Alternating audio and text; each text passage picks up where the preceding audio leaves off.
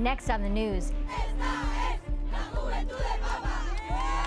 it was an exciting weekend in Rome. As Diocese of Brooklyn pilgrims unpack their bags, they recall their favorite moments from the Jubilee of Youth. We're in the dog days of summer, but one Christian principal is helping his students get excited for back to school. Plus, a tribute to the People's Pope, the world's largest mural, a dedication to the late Pope Francis, is unveiled. I'm Katie Vasquez. Currents News starts right now.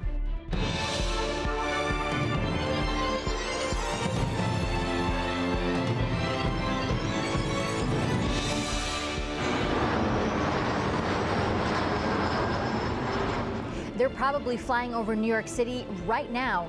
Young people from across the Diocese of Brooklyn returning home from Rome after a once-in-a-lifetime event. They were some of the 1 million people who became pilgrims of hope this weekend as Pope Leo XIV joined the Universal Church in celebrating the Jubilee of Youth. Young people from the Diocese of Brooklyn say the vigil and Mass with the Holy Father has lit a fire for their faith. Saturday began early for the pilgrims, who eagerly awaited the arrival of Pope Leo XIV. While they waited, young people treated to a variety of testimonies, dances, and musical concerts. Excitement filled the air as Pope Leo was transported by helicopter from the Vatican to Tor Vergata. Once there, he greeted cheering crowds from the Pope-mobile, then carried the Jubilee cross to the stage and shared a message with the faithful. Cari giovani, dopo aver camminato, pregato e condiviso questi giorni di grazia del Giubileo a voi dedicati, ci ritroviamo ora nella luce della sera che avanza per vegliare insieme, nella certezza che Cristo ci è sempre accanto e cammina con noi. Young people asked questions in Spanish, Italian, and English about how to find God in their daily lives. Carissimi giovani, a scegliere si impara attraverso le prove della vita e prima di tutto ricordando che noi siamo stati scelti. Tale memoria va esplorata ed educata. Abbiamo ricevuto la vita gratis, senza sceglierla. All'origine di noi stessi non c'è stata una nostra decisione, ma un amore che ci ha voluti. Immediately after the Blessed Sacrament was exposed, a great silence followed, the Pope kneeling and praying alongside the young people. Vorrei ringraziare il coro, la musica. Grazie per accompagnarci.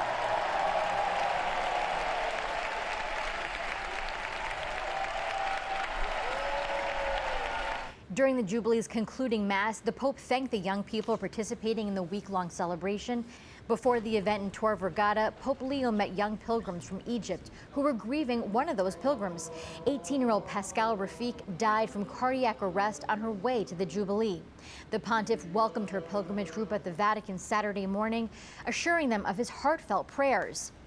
Also ahead of the Jubilee of Youth, nearly 4,000 young Americans gathered together while in Rome. The U.S. Conference of Catholic Bishops uniting the Jubilee pilgrims at the Basilica of St. Paul outside the walls on July 30th for an evening of prayer, music, and catechesis, along with a Eucharistic Holy Hour. The event also featured a procession with relics of holy men and women who ministered in America. The Jubilee of Youth was just one stop on a week-long pilgrimage for parishioners from the Diocese of Brooklyn. The pilgrims also visited the tomb of St. Francis of Assisi, where they offered their prayers for the families of the 4 victims who lost their lives during the July 28th Midtown mass shooting. The young people asked the Lord for an end to all violence and to make them instruments of peace. And be sure to tune into Currents News next Tuesday, August 12th, to hear all about that pilgrimage. We'll have Brooklyn Bishop Robert Brennan, along with one of those Diocese of Brooklyn pilgrims, here to discuss the journey. That's next Tuesday, August 12th, at our usual time, 7 p.m., right here on Currents News. And of course, make sure you stay with Currents News and the tablet for continuing coverage on the Jubilee. Now let's quickly take a look at some other important headlines happening around the world. During a Sunday Angelus, Pope Leo announced the dates for the 2027 World Youth Day. It will be held from August 3rd to the 8th in Seoul, South Korea, with the theme, "Take Courage, I Have Overcome the World." English St. John Henry Newman will be the newest doctor of the Universal Church, a title bestowed to saints who have advanced the Church's knowledge of doctrine, theology, or spirituality. Only 37 other holy men and women have ever gotten the top honor. And finally, the American Jewish Committee is giving $25,000 to the Archdiocese of New York to aid in repairs to Gaza's only Catholic parish. The donation was welcomed by New York Cardinal Timothy Dolan, who called it an expression of consolation and an opportunity for Jews and Catholics to work together. We're in the dog days of summer, and while most kids are probably trying to enjoy these last few weeks before classes begin again, one Christian educator who calls himself the Parity Principal is hoping to get his students excited to head back to school. Currents News' Jenna McDermott tells us more about this story from Southern Indiana. Everybody! It's back to school season, and for most administrators, that means prep work, planning, and oversight. But for one super creative Southern Indiana school superintendent, it also means turning school business into show business. School is back, all right. I tell people all the time, that I can't believe that I get to do this as a part of my job as a superintendent. My name is Mike Allen, and I am the superintendent of Evansville Christian School, but I'm also known as the Parity Principal.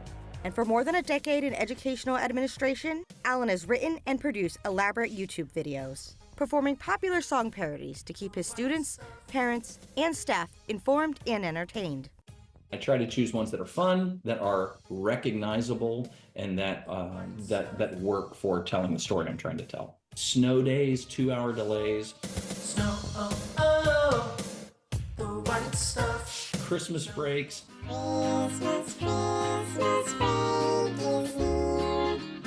Spring breaks. We could really use it. Not to mention COVID closures. Goodbye, COVID-19. I wish I never knew you at all. Parent-teacher meetings. Hello, parents, my old friend. And even winter safety. Slippery ice, slippery ice. It seems no school issue or musical genre is safe from Allen's punchy parodies. And while his videos provide this natural showman a creative outlet, Allen says the biggest reward is the engagement with his students and staff. It's not separate from my work, it's for my work. It's a part of what I believe is part of my role, which is to encourage and inspire and affirm. Jenna McDermott, Currents News. Finally tonight, the largest mural in the world that pays tribute to the late Pope Francis has been unveiled. The dedication is in the Pope's homeland of Argentina, stretching across the side of a building just meters from Immaculate Conception Cathedral in La Plata. The 164-foot-high mural is meant to spread a message of peace and unity, while also giving admirers of the People's Pope a place to stop and pray. That is this Currents News update. I'm Katie Vasquez. Thank you for joining us, because we are putting your faith in the news. Before we go, we want to say a prayer for our Jubilee pilgrims. Hope to see you again next time.